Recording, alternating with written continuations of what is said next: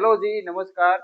आज हम उस टॉपिक के ऊपर बात करते हैं जो टॉपिक अध्यात्म के व्यक्ति से या आपकी डेली लाइफ की दिनचर्या से शुरुआत कर सकते हैं, क्योंकि राजस्थान के कई ऐसे राज्यों में देखा जाता है कि जहाँ पर मंदिरों में बड़े-बड़े जो मंदिर होते हैं, वहाँ पर जो पुजारी लोग बैठते हैं, चाहे वो लेडीज़ हो गए, चाहे जेंट्स हो गए, वो क्यों तुम उनके सामने जाते ही वो तुम्हारी पूरी डिटेल्स को निकाल देते हैं कि तुमको क्या-क्या प्रॉब्लम्स आ रही है या फिर क्या-क्या तुमको चीज़ें वो फ़ील कर रहे हो, आज के दिन में तुमको कैसा फ़ील हो रहा है।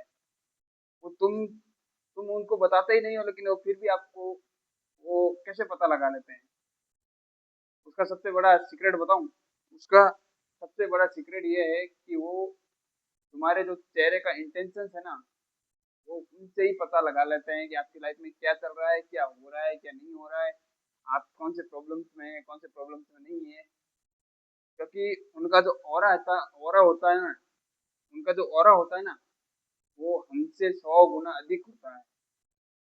वो क्यों होता है? क्योंकि वो उस ऐसे ऑरा में रहते हैं या फिर ऐसे ऑराज़ में रहते हैं, ऐसी फ्रीक्वेंसीज़ में रहते हैं, जहाँ पर उनको लगता है, चाहे वो अकेले भी क्यों नहीं रहते हो, जहाँ पर वो खुद के ऊपर काम करते हैं, स्पिरिचुअलिटीज़ के ऊपर काम करते हैं।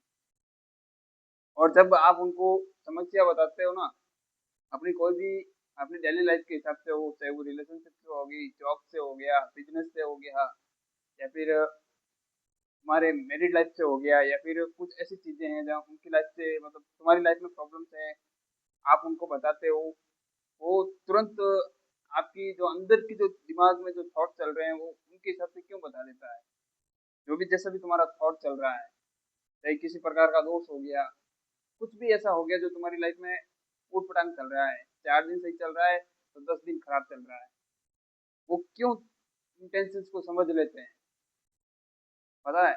क्योंकि जहाँ पर भी लोग मंदिरों में जाते हैं या फिर जहाँ पर वो बैठते हैं 1-1 2-2 घंटा, जहाँ पर उनका जब नंबर आता है, वो उन पुजारी लोगों से बात करता है ना, तब उनको तुम अकेले ही नहीं हो, लगभग 70 से 80% लोगों की वो सेम पैटर्न होता है।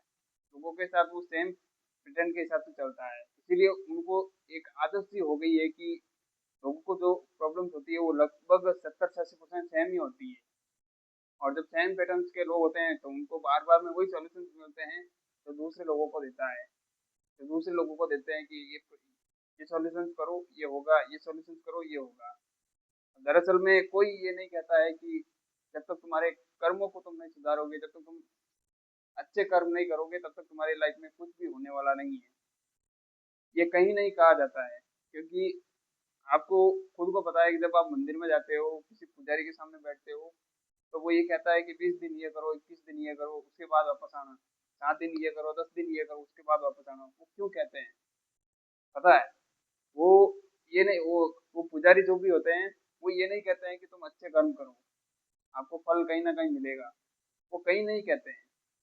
वो जो भी सॉल्यूशंस देते हैं, वो हमको करना पड़ता है। वो हम क्यों करते हैं, पता है? उसके पीछे का भी 2 कारण हैं। एक कारण उनका डर होता है कि अगर उन्होंने बोला कि अगर मैंने ऐसा नहीं किया तो ऐसा हो जाएगा, ऐसा नहीं किया तो ऐसा हो जाएगा। और दूसरा कारण ये होता है कि जब हम मंदिर से वापस बाहर की तरफ आते हैं ना, तो हमारे सबकॉन्शियस माइंड में वो बैठ जाता है कि हमको ये सॉल्यूशंस करना है।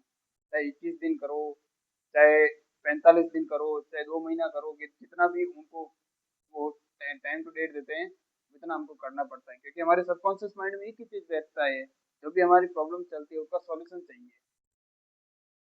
यही सबसे बड़े 2 कारण होते हैं कि वो जो भी तुमको सॉल्यूशंस देते हैं, वो तुम्हारी लाइफ में जो भी प्रॉब्लम चलती है उनके हिसाब से सॉल्यूशन देते हैं। और एक मेन जो बात ये है कि जब आप उनसे इंटरेक्ट करते हैं, जब बात करते हैं, जो भी आपकी प्रॉब्लम चल रही है, तो वो क्यों तुमको सॉल्यूशंस देते हैं? उसका सबसे बड़ा रीज़न बताऊँ? जो भी लोग हैं, चाहे वो लेडीज़ हो चाहे जेंट्स, जो पुजारी है, जो मंदिर के बड़े-बड़े ट्रस्ट है, जो पुजारी है, वो तुमको सॉल्यूशंस क्यों देते हैं, पता है?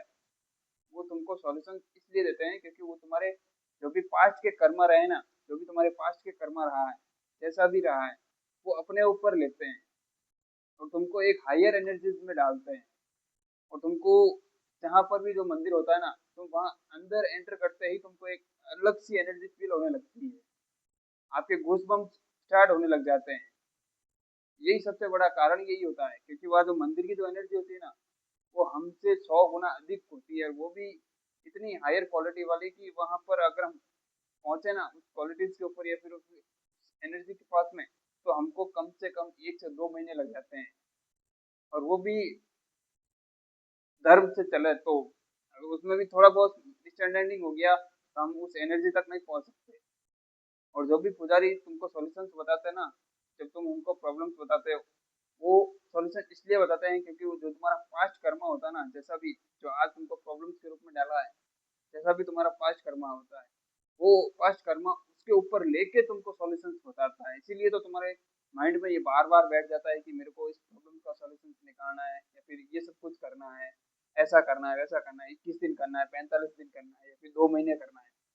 इसका सबसे बड़ा रीजन ही यही है, क्योंकि जो तुम्हारा पास्ट कर्मा था वो उनके ऊपर लेते हैं, और उनके ऊपर लेकर आपको धीरे धीरे जैसे भी आपकी प्रॉब्लम्स है वो सॉल्यूशंस बताते हैं। और आपकी जो भी प्रॉब्लम्स है ना, वो आपके 70 से 80% आपके माइंड के अंदर ही है। अगर आप ये कहोगे कि मेरे माइंड में, मतलब जो भी तुम्हारे माइंड में चल रहा है कि ये प्रॉब्लम्स है, ये प्रॉब्लम्स है, अगर इसका सॉल्यूशन मेरे पास है तो मैं इसको ठीक कर सकता हूँ, या फिर ये प्रॉब्लम ठीक हो जाएगी आने वाले समय में, तो वो वाकई में ठीक हो जाएगी। अगर तुम अपने आप को बार बार में ये कहोगे कि कहीं मंदिर पे जाने से, कहीं डॉक्टर के पास जाने से, या फिर कहीं कुछ ऐसे तंत्र मंत्र करने से वो प्रॉब्लम सॉल्यूशन नहीं होने वाला है, तो कॉन्ग्रेचुलेशन, वो तुम्हारी लाइफ में और भी प्रॉब्लम बढ़ती जाएगी। क्योंकि जो शुरुआत होती है वो तुम्हारे खुद से ही होती है, जैसा तुम सोचोगे वैसे ही शुरुआत होने वाली है, और उसी प्रकार से आपकी लाइफ में और भी प्रॉब्लम्स आएगी और भी सॉल्यूशंस मिलते जाएंगे।